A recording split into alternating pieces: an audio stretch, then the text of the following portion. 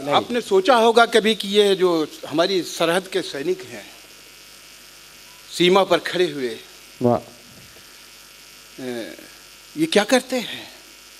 ये कुछ हजार रुपए महीने में अपनी पूरी जिंदगी बेच देते हैं, इस देश के नाम गिरवी रख देते हैं। रक्षा किसकी करते हैं? कुछ नेताओं की, कुछ कोठियों की, कुछ कंपनियों की, या पूरे देश की? पूरे देश की रक्षा करते हैं। और उन्हीं में से जब कोई सैनिक इस देश पे बलिदान हो जाता है, देश उनके साथ क्या करता है? कुछ लाख रुपए दे दिए, किसी को गैस एजेंसी दे दी, कुछ दे दिया। थोड़ा सा परिवर्तन जरूर हुआ है इस देश की व्यवस्था में, नहीं हम देखते चले आए। शुरू हुआ था शहीद के रक्त का मूल्य 500 रुपए, खद्दर की 2 साड़ियां और एक सिलाई मशीन से। अब वो गैस एजेंसी और पेट्रोल पंप तक आ गया है। लेकिन क्या वस्तुतः शहीद का ये मूल्य, रक्त का ये मूल्य होना चाहिए?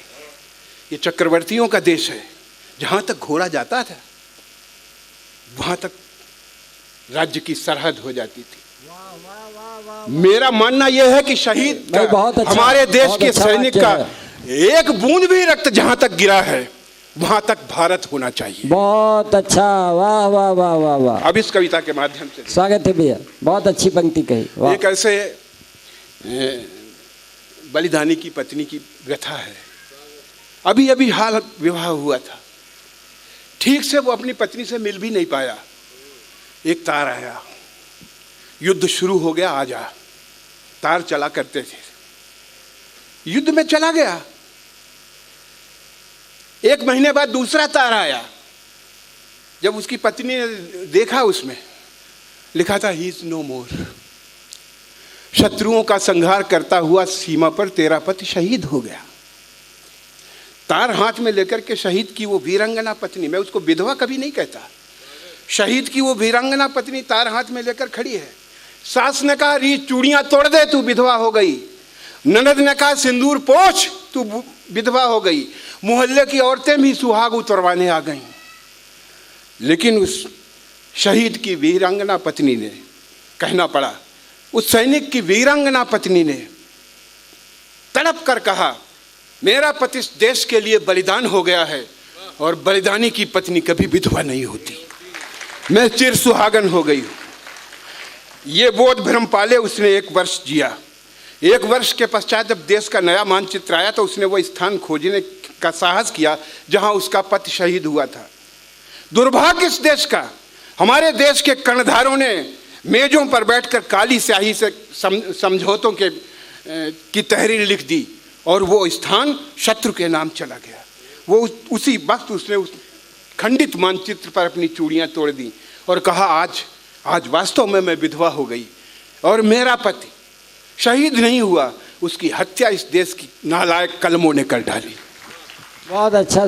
वो हाथ में ले खंडित भारत का मानचित्र हाथ में लेकर संसद के सामने खड़ी हुई शहीद की वो पत्नी। आसे तो हिमालय से गूंजा गूंगे नैनों का आर्तनाद, टकराकर 10 दिशाओं से लौटा है प्राणों का विषाद। सिंदूर पुछ गया माथे का, चूड़ी से रहित कलाई है, बिखरे हैं केश कपोलों पर घायल घायल तरुणाई है। कर में भारत का मानचित्र, तन पर खद्दर की साड़ी है, भारत माँ की दुखिया बेटी लंगरी के लिए अनाड़ी है। लेकिन अंतर की ज्वालाएं सीमा से बाहर जाती हैं, नारी के रोष भरे उर से गहरी आवाज लगाती हैं। आवाज की जिसके उठने से फटती है धरती की छाती, आवाज की जिससे टकराकर तिनकों सी सच बिखर जाती। आक्रोश भरी वाणी उठती कुछ कटी फटी तस्वीरों से, बस एक सवाल पूछती है वह संसद की प्राचीरों से कि सर रखे हुए हथेली पर वह प्राणवंत अनुराग कहाँ, मिट्टी पर मर मिटने वाला वह प्राणों का बैराग कहाँ, वो भाग्य नियंता भारत के वह देशभक्त की आग कहाँ। बतला गर्वीले राजमहल मेरा वह अमर सुहाग। वाह वाह वाह वाह वाह। बतला गर्वीले राजमहल मेरा वह अमर सुहाग कहाँ। निर्दयी प्रशासक तू मुझको मेरे सवाल का उत्तर दे, यदि उत्तर नहीं पास तेरे मेरा सुहाग वापस कर दे। बलिदानों की सुर्खी पर यदि कालिमा लगाई जाएगी तो मेरे भीतर की ज्वाला तांडव नर्तन दिखलाएगी और कहती है कि मैं एक अभागिन अबला हूँ, अबला की करुण कहानी हूँ, जो विधवा हुई जन्म लेते ऐसी मनहूस जवानी हूँ। मैं यही सोचती थी अनुदिन, मेरा भी छोटा घर होगा, मेरी छोटी दुनिया होगी, सुंदर सा राजकुंवर होगा, मेरे अबोल सपने निश्चित एक दिन धरती पर आएंगे, जो मेरी सूनी मांग रही स्वर्णिम सिंदूर भर जाएंगे। मुझको कितना गुमान था यह, मैं उस सैनिक की दासी हूँ जो खड़ा देश की सीमा पर उस महादुर्ग की वासी हूँ। स्वामी तो मेरे पौरुष का अवतार दिखाई देते थे, मेरी ही नहीं देश की भी पतवार दिखाई देते थे।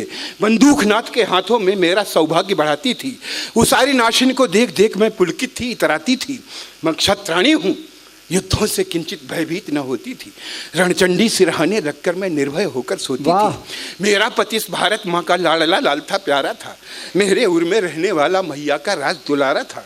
फिर एक दिवस ऐसा आया, यह पावन धरा कराह उठी, माँ की ममता के सीने से हृदय विदारक आ उठी।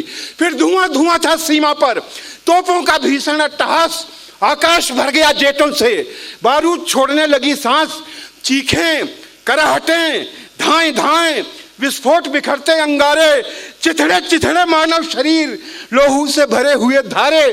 फिर एक तोप के गोले से घायल विराट हिमवान हुआ। मेरे स्वामी के साथ साथ माँ का सपूत बलिदान, मेरे स्वामी के साथ साथ माँ का सपूत बलिदान हुआ। और कहते हैं मैं बलिदानी के सपनों का अभियान मांगने आई हूँ, बलिदानी की इच्छाओं का अभिमान मांगने आई हूँ। तू ये ना समझना मैं कोई सम्मान मांगने आई हूं, पर लोहू जिसमें बहा वो हिंदुस्तान मांगने, पर लोहू जिसमें बहा वो हिंदुस्तान मांगने आई हूं। सागर करता था नमन जिसे, करता हिमवान प्रणाम दिसे, क्यों तूने काली स्याही से लिख दिया शत्रु के नाम उसे। बिखरा मेरा सिंदूर जहां उस जगह शत्रु का आगर क्यों, मेरा पति जहां शहीद हुआ वह मानचित्र से बाहर क्यों। मैं उस शहीद के ख्वाबों की ताबीर मांगने आई हूँ, फिर अपने इस विधवापन की तकदीर मांगने आई हूँ। तू ये ना समझना मैं कोई जागीर मांगने आई हूँ, लेकिन भारत माँ की अखंड तस्वीर मांगने। वाह वाह वाह वाह, बहुत बहुत धन्यवाद आपको।